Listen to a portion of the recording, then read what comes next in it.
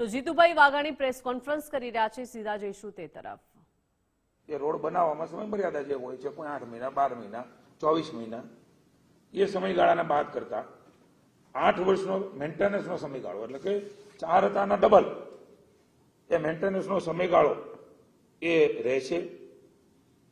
હવે અગાઉ maintenance item base હતો, હવે પરફોર્મન્સ બેઝ મેન્ટેનન્સ કરવામાં આવશે, એટલે કે સંપૂર્ણતઃ એમણે જ મેન્ટેન કરવાનું રહેશે જે ઇજારાદાર હશે।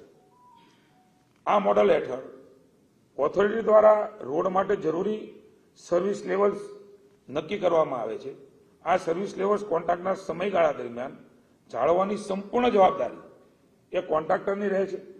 ચૂકવણી પણ કામની માત્રા પર નહીં, પરંતુ પરફોર્મન્સ ઇન્ડિકેટર્સના આધારે રહેશે। આ બહુ મહત્વનો સુધારો એ રાજ્યની સરકારે કર્યો છે, જેમાં ડામરની સપાટી, સાઇડ શોલ્ડર, સાઇડ ડ્રેન એટલે કે ડ્રેનેજ નાખીએ છીએ એ, રોડ ફર્નિચર, અલગ અલગ સ્ટોન, હેક્ટોમીટર સ્ટોન, રોડ સાઇનેજ, આ બધું જ એમાં રોડ ફર્નિચરમાં આવી જાય છે, એટલે એ જાળવણી કરવાની રહેશે।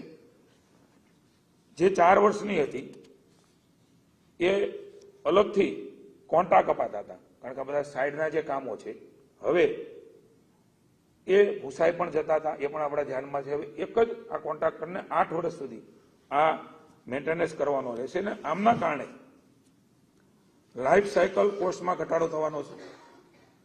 ઓછા પરંતુ લાંબા ગાળાના કરારો થતા કોન્ટ્રાક્ટ મેનેજમેન્ટની કાર્યક્ષમતાઓમાં નોંધપાત્ર વધારો એ પણ થશે। સરકારને ખર્ચ વધવાનો છે પણ લાંબા ગાળે રિટર્ન થશે।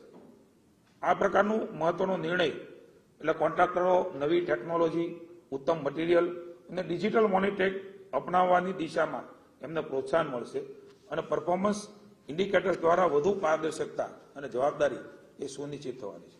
મિત્રો, આમાં પીબીએમસી એટલે કે પરફોર્મન્સ બેઝ મેન્ટેનન્સ કોન્ટ્રાક્ટ હેઠળ એટલે કે 2 થી 25 કરોડ થી નીચેની રકમ હોય એમને પીબીએમસી લાગુ પડશે અને 25 થી ઉપર એ 5,000 હોય કે 10,000 કરોડ હોય જે રાજ્ય સરકાર કામ કરી રહી છે એમાં મેં અગાઉ આપને વાત કરી એ પ્રમાણે ઓપીઆરસી એ લાગુ પડશે।